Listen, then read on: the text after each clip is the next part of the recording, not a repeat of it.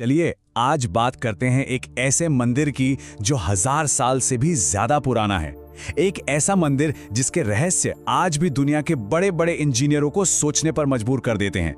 सच कहूं तो ये एक ऐसा चमत्कार है जिसे आज के जमाने में बनाना भी लगभग नामुमकिन है।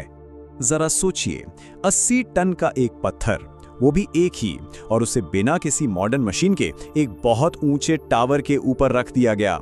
कैसे? बस यही एक सवाल इस मंदिर को इंजीनियरिंग का शायद सबसे बड़ा रहस्य बना देता है। मतलब 1000 साल से भी ज्यादा हो गए और ये ढांचा सिर्फ एक मंदिर नहीं है, बल्कि ये तो इंजीनियरों और इतिहासकारों के लिए एक खुली चुनौती जैसा है। इसके कई ऐसे राज हैं जो आज भी साइंस को चैलेंज करते हैं। तो इसे बनवाया किसने था? इसे बनवाया था महान चोल सम्राट राजा राज चोल ने, आज से करीब करीब 1000 साल पहले। ये उनकी ताकत और उनकी सोच का एक प्रतीक था। और देखिए, ये मंदिर सिर्फ पत्थर की एक इमारत नहीं है, ये चोल वंश की शक्ति, उनकी गहरी आस्था और उनकी कारीगरी का एक जीता जागता सबूत है। एक ऐसा सबूत जो सदियां बीत जाने के बाद भी हम सबको हैरान कर देता है। तो आखिर ऐसी क्या बातें हैं जो इस मंदिर को इतना ज्यादा खास बनाती हैं? चलिए अब एक एक करके इस ग्रेनाइट के चमत्कार की परतों को हटाते हैं और देखते हैं। इस मंदिर के अजूबे कई हैं, जैसे कि वो 80 टन का अकेला शिखर पत्थर, या फिर ये पूरा का पूरा ढांचा जो सिर्फ ग्रेनाइट से बना है, नंदी की वो विशाल मूर्ति, और सबसे रहस्यमयी बात, इसके शिखर की परछाई का जमीन पर ना पड़ना। चलिए एक एक करके इन पहेलियों में उतरते हैं।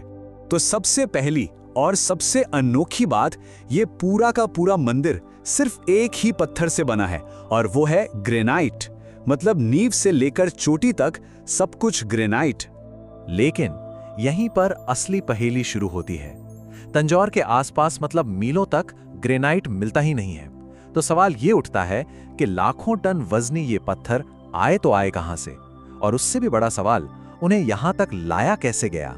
चलिए एक पल को मान लेते हैं कि पत्थर आ भी गए, लेकिन असली चैलेंज तो अब शुरू हुआ था।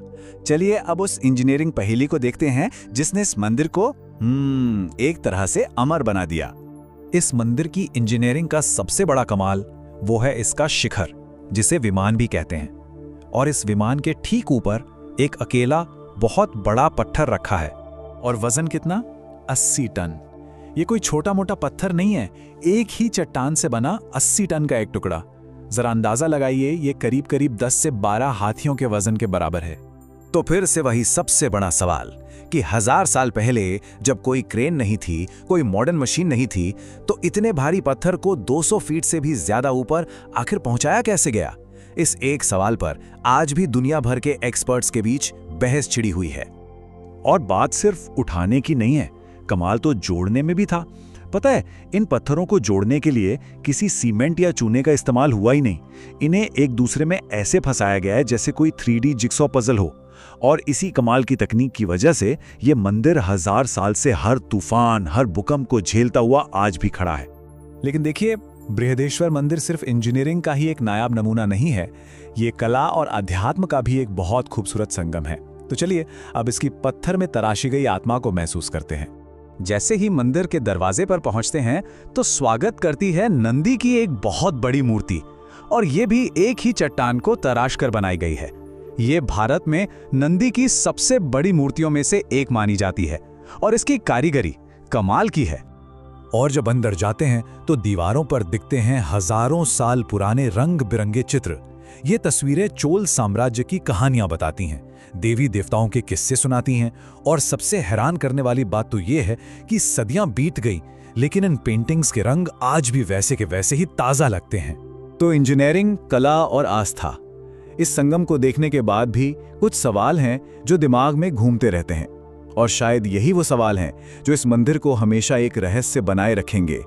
पहला सवाल, जिसका जवाब आज तक किसी के पास नहीं है, आखिर वो लाखों टन ग्रेनाइट आया तो आया कहां से?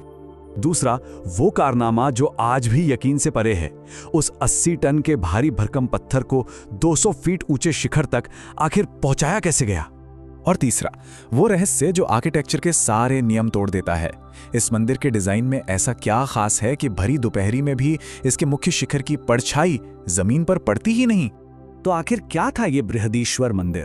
क्या ये सिर्फ उस जमाने की इंजीनियरिंग का एक नायाब नमूना था, या फिर इसके पीछे कोई ऐसा गहरा ज्ञान छिपा है जो हम आज गंवा चुके हैं? ये एक ऐसा सवाल है जिसका जवाब शायद हमेशा एक रहस्य ही बनकर रह जाएगा।